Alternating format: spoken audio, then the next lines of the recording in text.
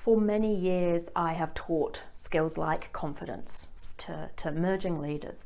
And one of the things we often talk about in this space is humility. How do those two things go together?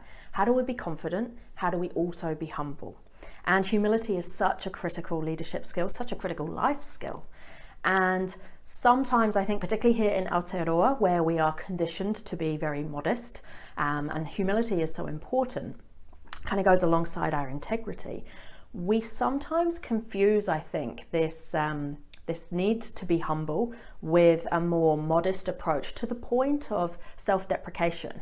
So I believe that here in New Zealand, we often self-deprecate when we're trying to be modest, and we think that that will keep us humble. And yet this can so often detract from our confidence. So I want to explore the difference and chat a little bit today about humility. So humility, if we look at the origins of the word, in Latin, it comes from a word that means grounded. And I think this is a beautiful summary of what being humble actually means. It's not talking about less about ourselves, so talking down to ourselves. It's talking about ourselves less. And this sits alongside the interconnecting ego concept as well, I think.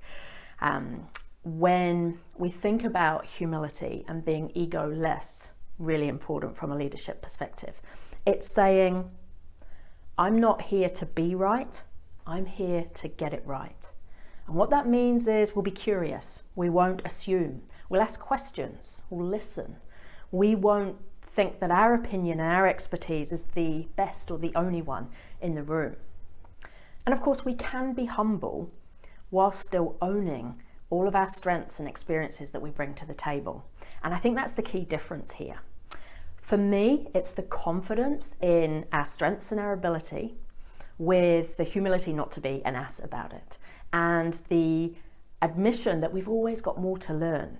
So you find with humble people, they're not playing themselves down all the time or self-deprecating. They know they've got strengths, but they're also open to learn. And what we find with this is that ego desires respect, but humility inspires it. And I think this is a key difference, particularly from a leadership perspective.